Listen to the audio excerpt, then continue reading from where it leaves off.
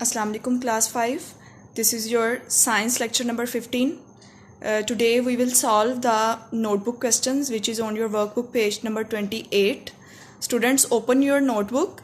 जैसे कि आपको पता है हमने यूनिट नंबर 2 स्टार्ट किया हुआ है, तो आपने सबसे पहले तो पोर्शन बनाना है क्योंकि फर्स्ट चैप्टर के आप जो क्वेश्चंस हैं वो नोट कर चुके हो।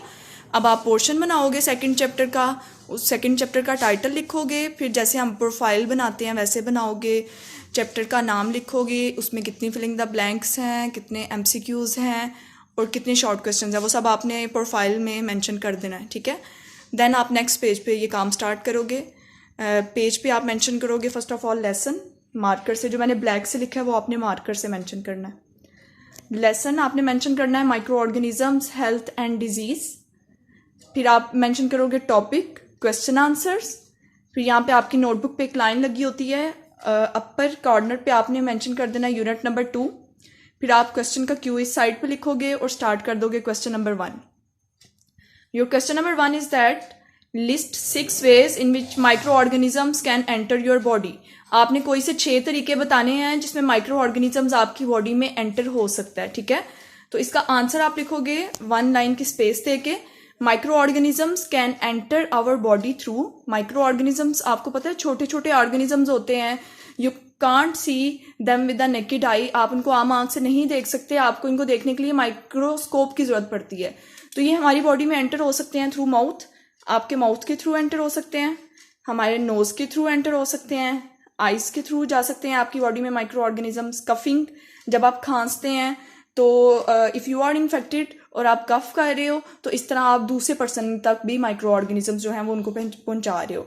उसके बाद स्नीजिंग, जब हम छींकते हैं तो उससे भी जो ड्रॉपलेट्स होते हैं सलाइवा के वो गिरते हैं, तो उसकी वजह से भी जो है वो माइक्रो ऑर्गेनिजम्स एक पर्सन से दूसरे पर्सन तक जा सकते हैं। नेक्स्ट है स्किन कट, अगर स्किन पे कट भी लगा हुआ है तो उसके थ्रू भी माइक्रो ऑर्गेनिजम्स आपकी बॉडी में एंटर हो सकते हैं।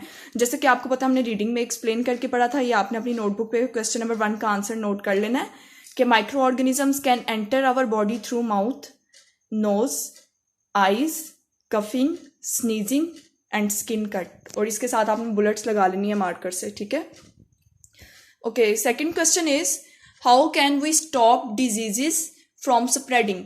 आप कैसे डिजीजेस को फैलने से रोक सकते हो, ठीक है, स्प्रेड होने से रोक सकते हो। तो ये भी हमने रीडिंग में पढ़ा हुआ है। तो फर्स्ट पॉइंट आप बुलेट लगा के इसका आंसर लिखोगे वॉश योर हैंड्स।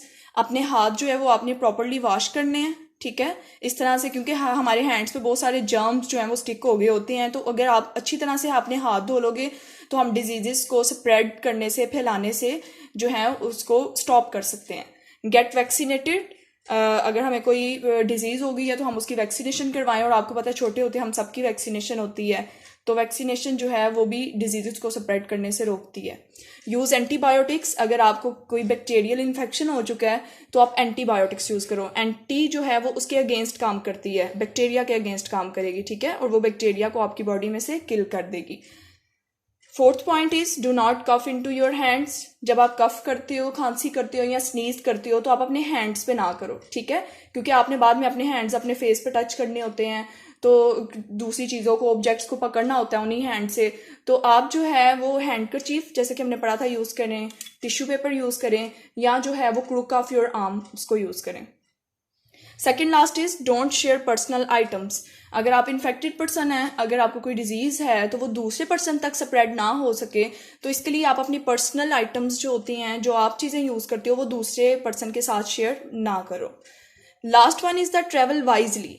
अगर आपको कोई अर्जेंट काम है तो फिर आप ट्रैवल करो, अदरवाइज जो है यू स्टे होम। आप घर पे रहें ताकि दूसरे जो पर्सन हैं उन तक आपकी डिजीज़ जो है वो ट्रांसफ़र ना हो।